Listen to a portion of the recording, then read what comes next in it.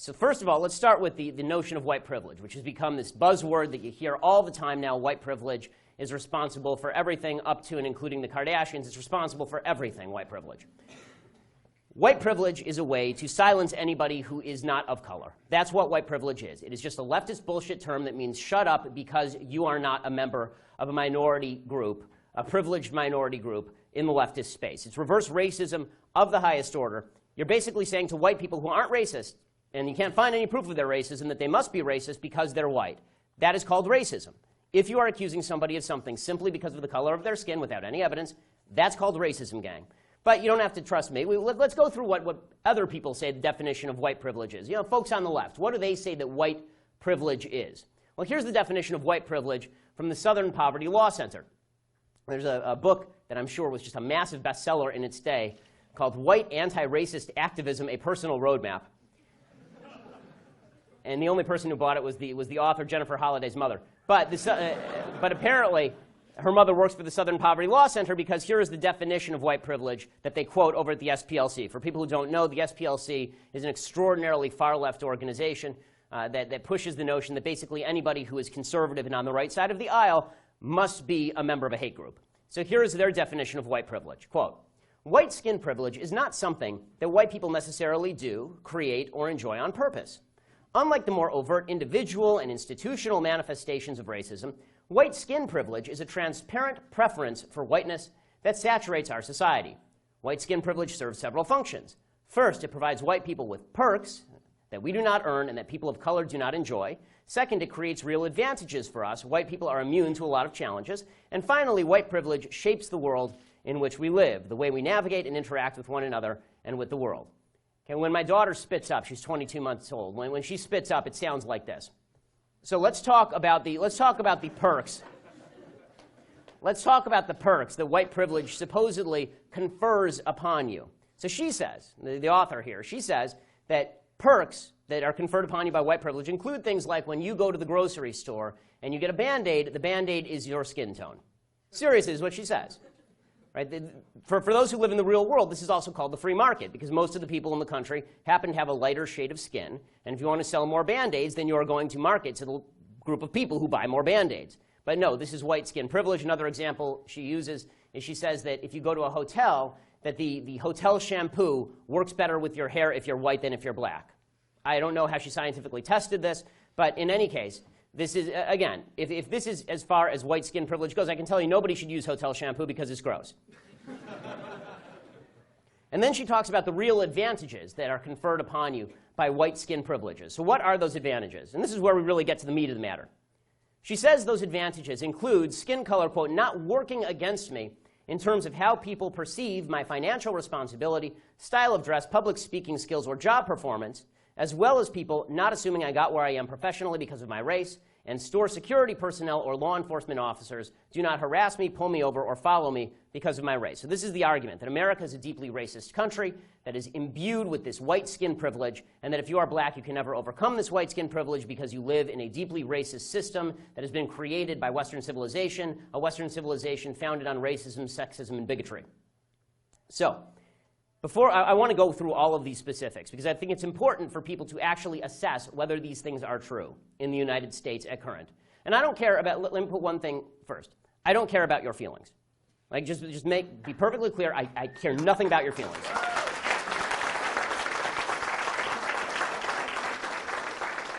I don't want to hear about your feelings. I don't want to hear about your subjective emotions. I don't want to hear about your heart cries out to the, I don't care, you're not my wife, you're not my kid, I don't give a damn. Okay, so that being the case, let's actually talk about what is provable and what is not provable, and what accusations have been leveraged and which ones are actually supportable. Okay, first of all, statistical disparity does not necessarily mean discrimination. This is the first thing you need to know. Okay, anybody who's ever been in a statistics class knows that this is true. Right, if they still teach statistics and it's not too much of a microaggression. So statistical disparity does not always mean discrimination. Right, the vast majority of people who play in the NBA are black. Very few of them are 5'9" Jews. Right? That is not because there is some sort of anti-Semitic conspiracy to keep 5'9" Jews out of the National Basketball Association. I mean, I can't complain that I don't play for the Los Angeles Lakers, right? Because the reality is that in America, it tends to be, just as a general principle, meritocracy rules. That's true from the NBA to the halls of academia, and it is certainly true on college campuses. Okay, so let's go through some of the accusations that have been made about white skin privilege. So financial responsibility, right? So this particular author, she said that one of the things that works against you if you're black in the United States is how people perceive your financial responsibility. Okay, first thing to say here, capitalism is colorblind. The only color that capitalism cares about is green. Okay, capitalism seriously doesn't care about your color, it doesn't care about your race, it doesn't care about your sexuality. In fact, capitalism is the single best way to overcome racism and sexism and bigotry and homophobia, because if you decide to be any of these things, if you decide to be a racist, sexist, bigot, homophobe, the guy next door will not, and he will take all of that money from you. You will be outcompeted. This is the beautiful thing about capitalism. Your advantage in the marketplace is catering to as many clients as possible and to hiring the best people possible.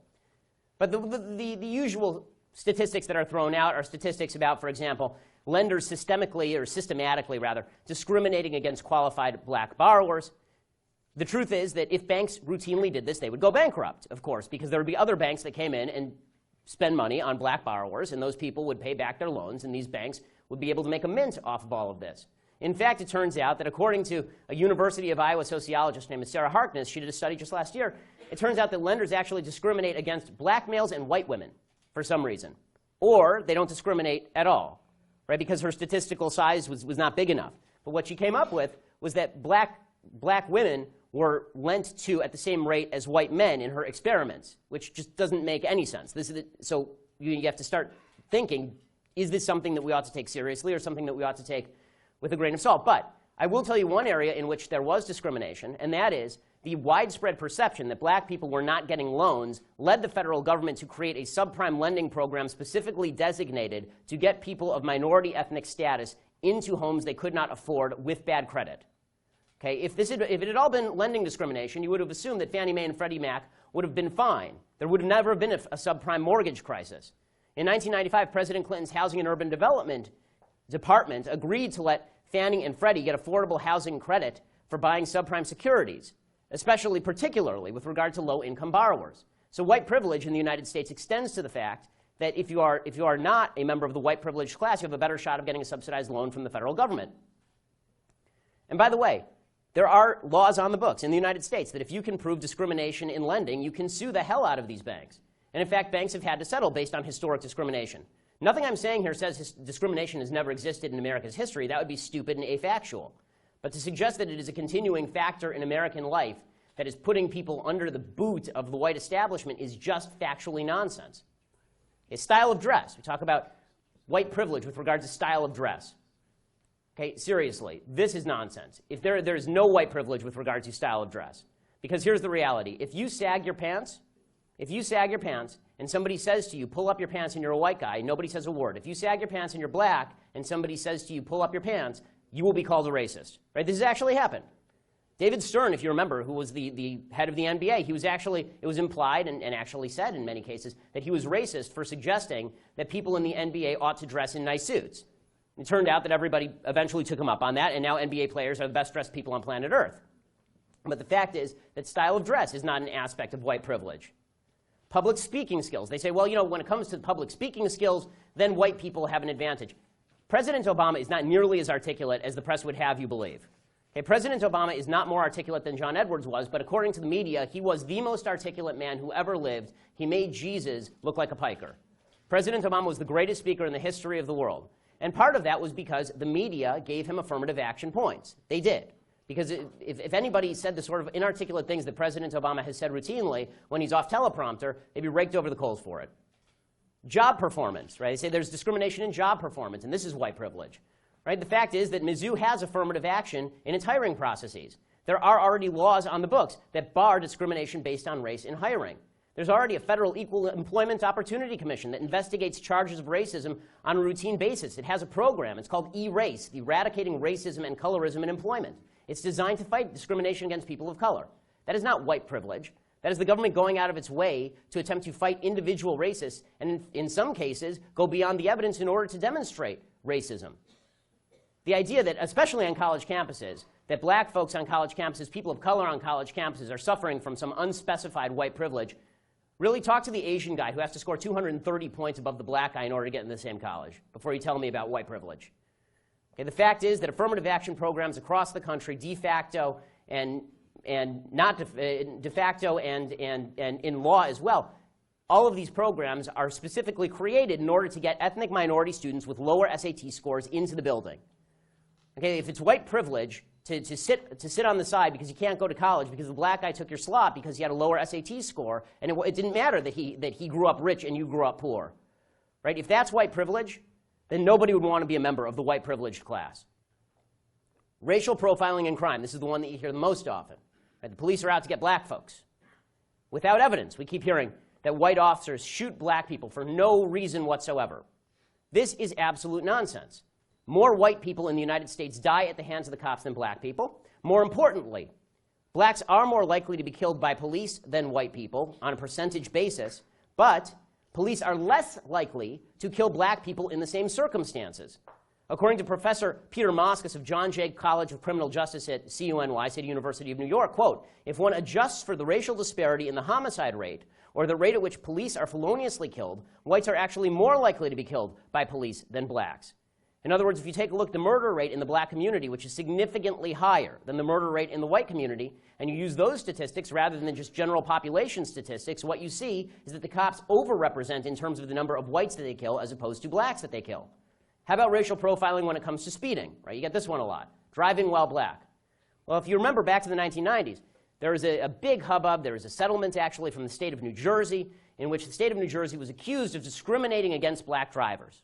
Right? Black drivers were saying that they were being pulled over for no apparent reason. Well, the Department of Justice and the New Jersey Attorney General commissioned a study, and they clocked the speed of all the drivers. Instead of just assuming that everybody drives the same speed regardless of race, which, again, was an evidenceless proposition, they actually went ahead and they looked at how do people drive in the state of New Jersey. Turns out that black people sped disproportionately. Blacks were 25% of all the people speeding and 23% of all the people getting speeding tickets. Right? So the idea that just because there's a disproportionality that is evidence of racism, it's just not true. How about sentencing disparities? I mean, as long as we're myth-busting all of this, how about sentencing disparities? Right? There's this idea out there that black people and white people who commit the same crime, they go to jail for different periods of time. Particularly, people like to cite the disparity between crack and powder cocaine sentences. Okay, the fact is that the reason that there is a disparity between crack and powder cocaine sentences is because it is easier to distribute crack, and it is easier to sell crack, and it is easier for people to get high off of crack. And the people who were the moving forces behind the crack powder cocaine disparity were black legislators in inner cities who didn't want people selling crack cocaine in their communities. A majority of black legislators voted in favor of of disparities in terms of crack versus powder cocaine. As early as 1994, the Justice Department surveyed felony cases in the country's 75 largest urban areas. They found lower felony prosecution rates for blacks than for whites. Actually, the truth is that one of the biggest problems plaguing black communities right now is under-policing, not over-policing. It's not finding people who kill people and putting them in jail. It's not finding serious criminals and putting them in jail. There's a great book called Ghetto-Side by a very leftist journalist named Jill Levy. She talks specifically about this. She says that one of the things that is necessary if you want a better lifestyle in inner-city black communities is more law enforcement. You need people to feel protected. The reason people aren't investing in Ferguson, Missouri has nothing to do with racism and everything to do with the fact they don't want to have their store burned down. If you are worried about the property crime rates in an area, you are not going to invest in that area. You want to build up those areas. You need more cops, not less, so stop bashing the cops. Okay, poverty. And the idea is that blacks in America are more impoverished than whites because of systemic racism. Okay, according to the Brookings Institute, which is a very left institute, the Brookings Institute has found that if you want to not be permanently poor in the United States, it's actually very easy. This is a wonderful country. If you don't want to be permanently poor in the United States, you need to do 3 things. Finish high school, get a job, don't get pregnant before you get married. That's it. Seriously, if you do those 3 things, you will not be permanently poor in the United States. Would you like to know why there's a disproportionate poverty rate in the black community? Because there is a disproportionate single motherhood rate and dropout rate in the black community. Okay, as much as we can talk about white privilege, the fact is that the single motherhood rate in the black community in 1960 was 20%. Today, it is upward of 70%. Unless you are going to argue that racism in the United States has more than tripled in the same period of time that the civil rights movement had its great successes, this is nonsense. And again, There's not a white person anywhere that is forcing a black person to sleep with a black person, conceive a child, and then not get married. It's not happening. It is not, there's not a single place this is happening anywhere in the United States. People, and this is true for by the way, white people who are lower, it's true across races. It's not just a race-specific thing. Poor white people are people who are having kids out of wedlock and not finishing high school and not getting a job, right? It's true for everyone. The fact that it's disproportionate in the black community doesn't mean that whites are racist. It means that something needs to change inside the black community, and people need to start taking personal responsibility. I know these words are out of style. Personal responsibility for the stuff that you do. It is your life. Make something of it. So, here's the deal with white privilege. Because white privilege always assumes racism without evidence, always assumes racism without evidence, when there is no racism, they simply make up the evidence with regard to white privilege. So here at Mizzou, they just make up the evidence of white privilege. They can't find evidence of white privilege, so what they do is they just make it up. Right? They make up stories about how a poop swastika, which I'm Jewish, okay? Swastikas aren't aimed at black people. Okay, a poop swastika in a bathroom somewhere, this is somehow evidence of a grand racist conspiracy led by Tim Wolf. Right? Okay. I wasn't aware that Tim Wolf scrawls poop swastikas in his spare time. Right? When it comes to stories like Jonathan Butler's story about how he was hit by the president's car, he was hit by Tim Wolf's car. If you watch the tape, he was not hit by Tim Wolf's car. There's a thing called video, gang. You should use it. Okay, he jumps in front of the car and steps into the car. Okay, he acts like your kid acts, or you used to act when you were a kid and you didn't want to get in trouble for hitting your sibling, so you took your sibling's hand and hit them in the face and said, "Stop hitting yourself." Okay, that's what Jonathan Butler did, and then he claimed that he was a victim of systemic racism thanks to this, and then went on a hunger strike, the answer to which should have been, okay, so starve. If you don't want to eat,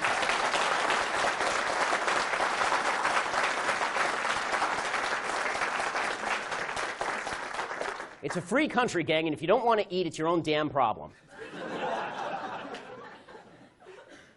And they make up evidence with regard to things like Michael Brown. Okay, we're still hearing that. We heard that here on this campus, that this whole big movement here sprang from what happened in Ferguson. Never have I ever heard a better example of how bullshit in one place turns into bullshit in another place. Okay, Michael Brown was a bullshit story from the absolute beginning to the absolute end. Eric Holder's racist Department of Justice found that the shooting of Michael Brown was entirely justified. St. Michael of the gentle giantedness was a thug, he was a criminal, he strong-arm robbed a convenience store, he punched a cop, he tried to grab the cop's gun, the gun went off, he then tried to charge the cop according to the testimony of black witnesses in Ferguson. That is why the grand jury did not go forward. So, but again, if you believe in white privilege and you can't find the evidence, then you just make up the evidence. It's really convenient. This is also true, by the way, with regard to the grand crusade that surrounded St. Trayvon of the Blessed Hoodie. Right? The fact is that Trayvon Martin was sitting on top of George Zimmerman by witness testimony and physical evidence, sitting on top of him, banging his head into the ground, breaking his nose, and then George Zimmerman shot him. Okay, it's all there. It was all there when they did the trial. But it turned into another instance of racist white Hispanic people, right? Because George Zimmerman was actually Hispanic, but he is the first white Hispanic in history, just like Barack Obama is our first white black president because he was half black and half white.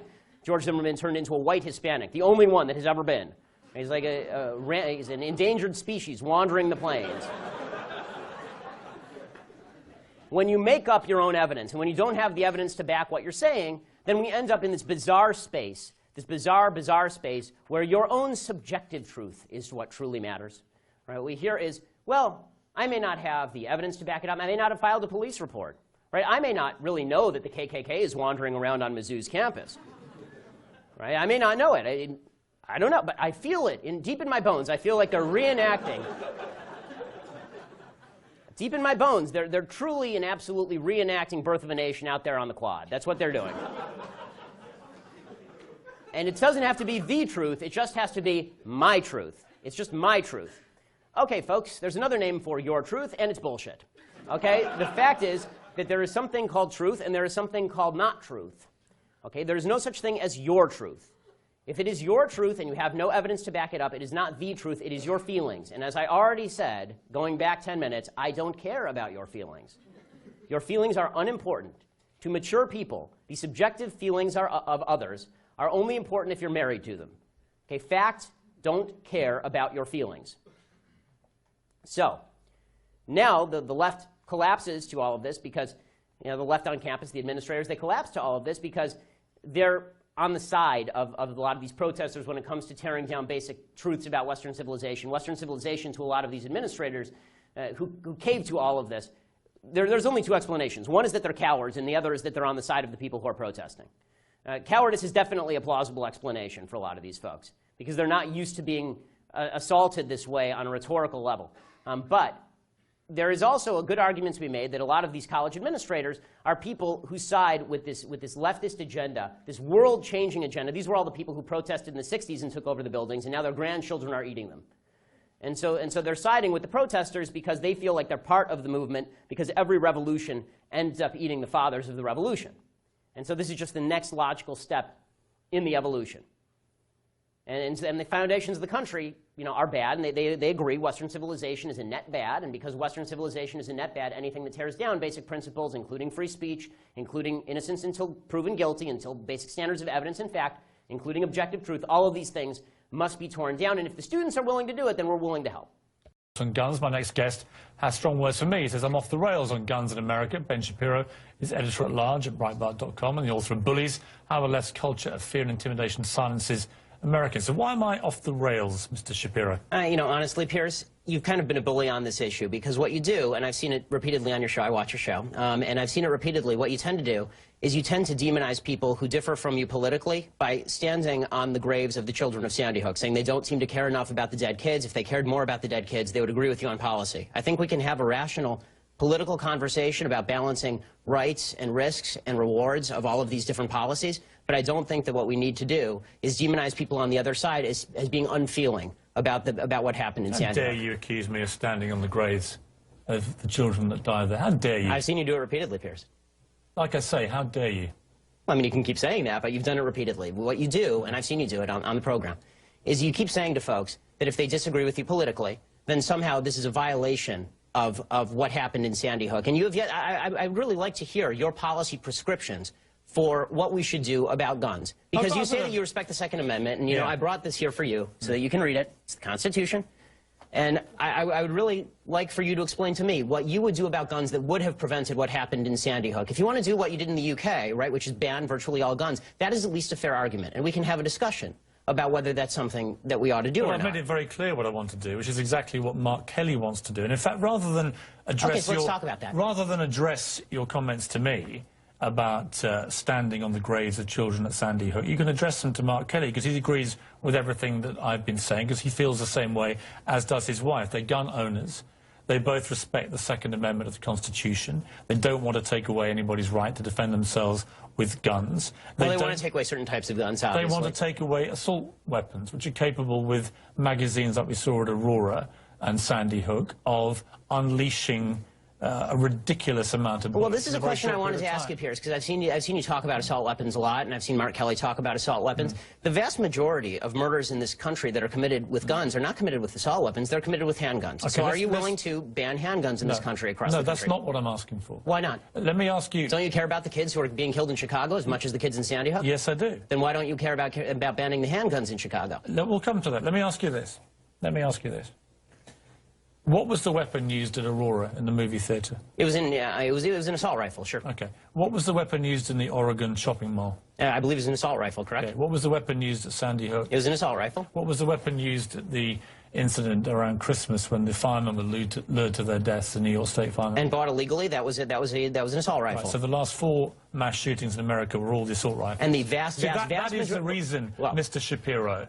And you can smirk at me, and you can laugh at me. I'm not smirking. And you can accuse me of standing on the graves of dead children. And being a bully, yes. But that is the reason that people like me and Mark Kelly and Gabrielle Giffords want to have assault weapons like that removed from civilian hands. Your passion on the issue doesn't really justify the rationale for why you want to ban assault weapons but not handguns. You don't understand why we want to remove the preferred weapon of choice, these killing machines, from the hands of deranged young men. All I'm asking is for you to be philosophically consistent. If what you're worried about is the removal of killing machines from the hands of deranged young people, then maybe we should talk about a blanket gun ban. And let's get to what the left really wants here. And you say that you're for the Second Amendment. Why is it about left or right? Because in Britain this never is about left or right, this issue. Why is it here? Well, we can talk about Britain in a second. I think the reason that it's about left and right here is because fundamentally, the right believes that the basis for the Second Amendment, and they believe in the Second Amendment, the basis for the Second Amendment is not really about self-defense and it's not about hunting. It is about resistance to government tyranny. That's what the founders said, and that's what the right believes in this country. Which tyranny are you fearing yourself? I fear the possibility of a tyranny rising in this country in the next 50 to 100 years. Let me tell you something, Piers. The fact that my grandparents and great-grandparents in Europe didn't fear that is why they are now ashes in Europe. So this kind of leftist revisionist history, where there's never any fear of democracy going usurpacious or tyrannical, is just that. It's fictitious. Just to clarify your position then, the answer to Sandy Hook, as it was to Aurora, as it was to Gabrielle Giffords, as it was to Columbine, Virginia Tech, is you do nothing. Is that your position? And that's not my position. What is your position? My position is that we have to calibrate laws that are designed to get guns out of the hands of bad people and keep guns in the hands of good people who want to buy them. This idea of more guns versus less guns. How do you do that? Well, I think one of the ways that you do that is by better screening for mental illness. I think that you do better background checks. Was Adam Lanza's mother a good person? I don't know whether she was a good person or a bad person. I know she was irresponsible with her guns. Has there been any evidence to suggest she was not a good person? No, but there's been significant evidence to... So by your criteria, no, she would have been... Wait a minute. By your criteria of the good people should be allowed the guns and the bad people shouldn't, she would have been allowed the guns. She was an irresponsible person. She didn't keep her guns locked up. And that should be against the law. If you have a mentally ill person in your house, so then I mean, we're talking about laws that we can both agree on, Piers. I don't know why you're disagreeing with me on this. Then she becomes a bad person, does she? Well, no, it's not a matter of morally good versus morally bad. You set the criteria, good and bad. So is she good or bad? You're right, Piers. I should have said responsible versus irresponsible. Things that I wanted to share with you. According to Pew Research, the net worth of white families in 2013 was $141,000. For black families, it was $11,000, even less than the $19,000 it was in 2007. According to economist Edward Wolf of the University of New York, excluding vehicles and other durables, the median black family worth is just $1,700, while 40% of black families have zero or negative wealth.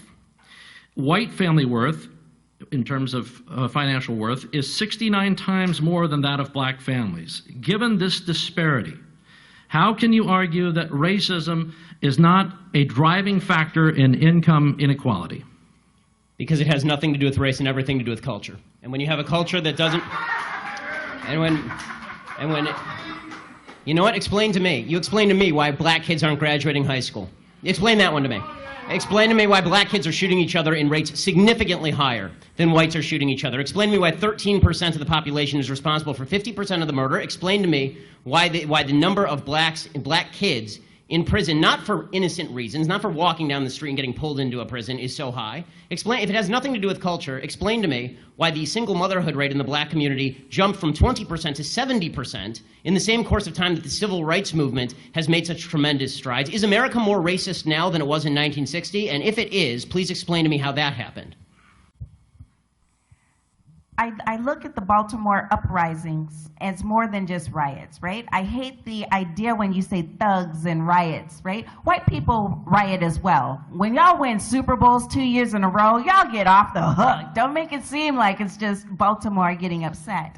So my 30-second answer is I feel the frustration of what's happening in the community, and I think it's a symptom. The uprisings are a symptom of a pressure that's been unaddressed for too long. Ben? I'm offended by the language of uprising applied to people who are breaking into other black people's stores and looting them. This is a lack of values. And people who are destroying private property, destroying cop cars, in an uprising against what exactly? Against the black police chief, against a mostly minority police force, against the black mayor, against the black president, against the black attorney general, against against a city council that is 9 of 15 are black and all 15 are elected Democrats. What is the uprising against? What is it seeking to achieve? I still don't see what exactly the riots are seeking to achieve. Well, we can return to it. That's okay too. Ben, did you want to? Yes, it's called evidence of racism. When there is no evidence of racism, it's probably not racism. When there is actual evidence of racism, it's probably racism. And the fact that everybody jumps from there's inequality and therefore there is inequity, just because there's inequality does not mean there was inequity. But there has to be racism. You can't say there's no racism. Without evidence? No. I'm just saying that I don't know which animal. Maybe we're talking about dogs or something. I'm talking about human beings, and I'm like, human beings are most likely going to have racial prejudices. I'm just so sorry. I'm just so sorry. I don't know. I don't come from. I come from planet Earth. Charles, I want to ask you a question. So your default is that when there is no evidence, racism is the deciding factor. That is no, it's not saying that. I'm just saying that, that you're going to have sexists, you're going to have racists, you're going to have all this stuff. I mean, I'm just saying that... I agree it exists, but the problem that I'm seeing, and this is the problem with the general conversation, is that there's no solution in simply saying there's racism out there. How does that solve anything? I mean, when you talk about there's institutional racism, what does that mean? Show me a law that is racist in intent, and we will agree. Show me a police officer who commits a racist act, like we saw in South Carolina, right, where a police officer shot a black man running away, and it was obviously unjustified, and I will agree. But you need, the idea that you can craft a narrative based on no racism because it just must be somewhere out there in the ether, that doesn't solve problems for anybody and creates more problems for people because now they grow up in a milieu and an environment where they are told that every obstacle they face is from some shadowy, nameless, faceless group who is out to get them simply because of the color of their skin. They'll never succeed in that environment.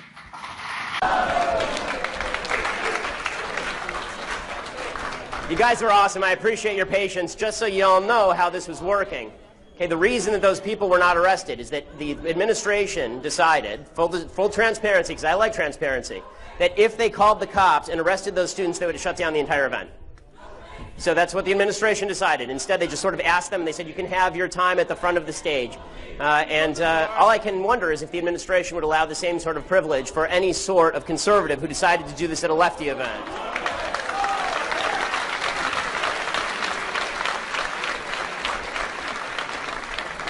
And let me just say, this nonsense about white supremacy, it is the vilest form of bullshit racism to suggest that all white people who disagree with you are racist. Okay, now, when last we left our story, we were talking, man, doesn't the school give homework, or does anybody have a job around here? I guess when you're majoring in gender and diversity studies, you got a lot of time on your hands.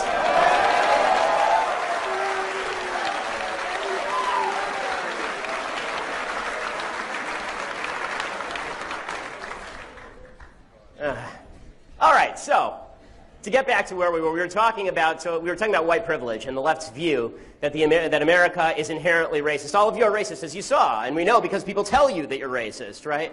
They don't know you. They don't know anything about you. One of the gals over here, I turned off the mic so you couldn't hear the conversation. I said to her, she's the one who was shouting that you're all white supremacists. I said, you don't know me. You don't know anything about me. How do you know I'm a white supremacist?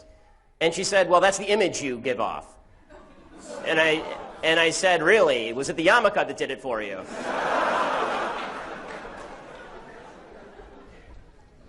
Now, before we talk about, the left's argument is basically that inequality between groups is inequity. If there's any sort of inequality between racial groups, that's because something has happened in the United States that is deeply unfair and is currently happening. Not just has happened in the past, but it's happening right now. We are all the beneficiaries of white privilege. We are all the purveyors and propagators, words they don't understand, of white privilege, right?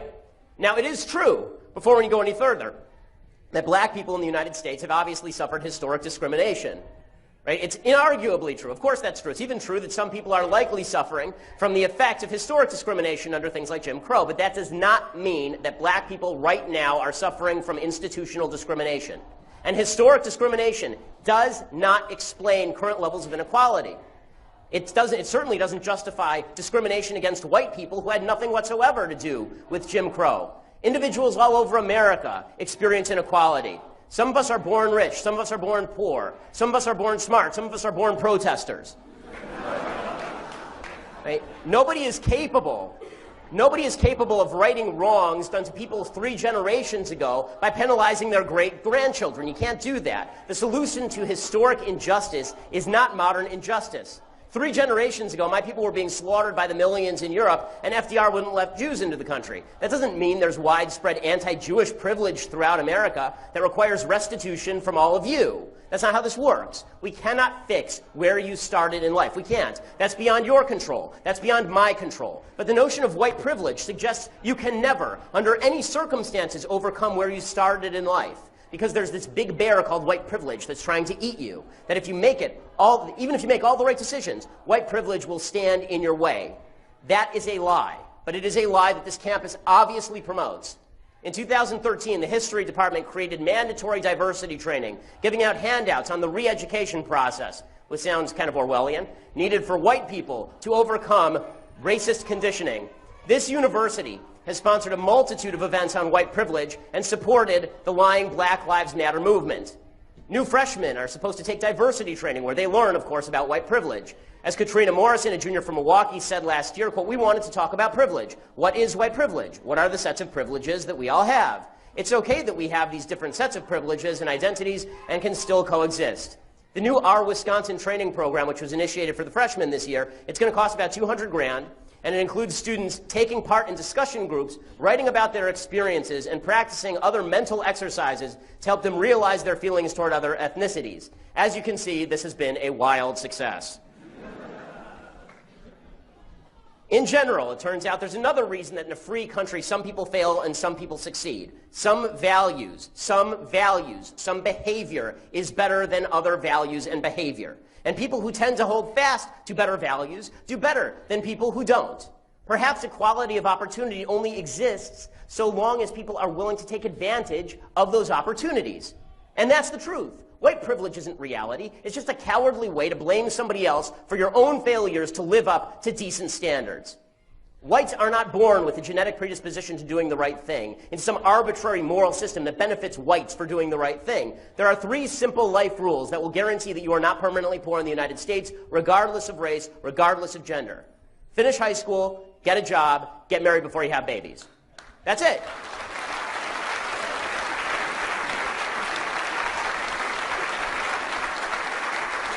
And I guarantee you that everybody in this room and all the people outside are capable of this. Right? You've already finished high school.